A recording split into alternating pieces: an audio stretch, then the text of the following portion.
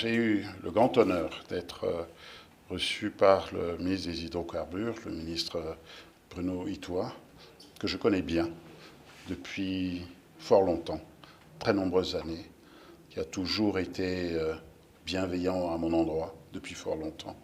Donc c'est un véritable plaisir pour moi d'être de passage ici et à l'occasion de ma visite de venir le saluer et échanger avec lui sur des sujets qu'il maîtrise bien, qu'il connaît bien, qui sont des sujets d'actualité très importants pour notre continent, notre planète et nos populations, qui est celui de la transition énergétique.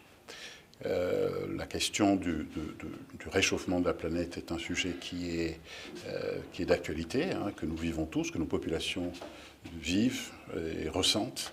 Il s'agissait pour nous, alors moi en tant que président de la Banque ouest-africaine de développement, mais également Monsieur le ministre, en sa qualité de ministre donc, des hydrocarbures, d'échanger rapidement, mais de manière approfondie, sur les grandes tendances, les grands sujets, les grandes conclusions. Quelle vision avons-nous de ces problèmes? Et nous sommes arrivés à la conclusion, naturellement, que nous avions une convergence de vues, une vraie convergence de vues, au-delà du respect, de l'amitié, de l'admiration que je peux avoir pour lui. Nous avons une vraie convergence de vues sur les solutions que nous devons apporter, sur la vision que nous avons, les solutions bien évidemment, et surtout dans quel agenda. Il s'agit pour nous d'aller vite. Nos populations ont des besoins et nous devons apporter des solutions. Nous sommes des responsables. Nous devons apporter des solutions concrètes. Alors voilà, en quelques mots, l'esprit général, le cadre dans lequel nous avons échangé. Et j'insiste, c'est un cadre tout à fait cordial, familial, amical et empreint de respect et de considération.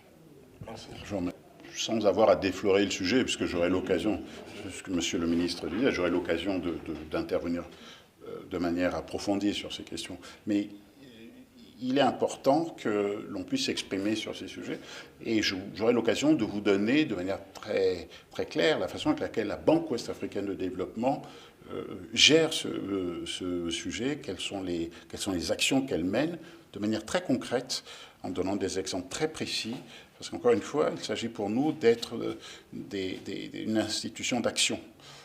Nous devons, et c'est ma philosophie, nous devons veiller à changer la vie de nos concitoyens.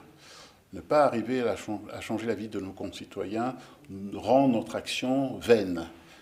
Donc voilà en quelques mots, vous allez voir demain, en tout cas je m'évertuerai à vous décrire de manière précise la façon avec laquelle la Banque ouest-africaine de développement entreprend de gérer ce grand sujet qui nous préoccupe tous, qui est celui de la transition énergétique.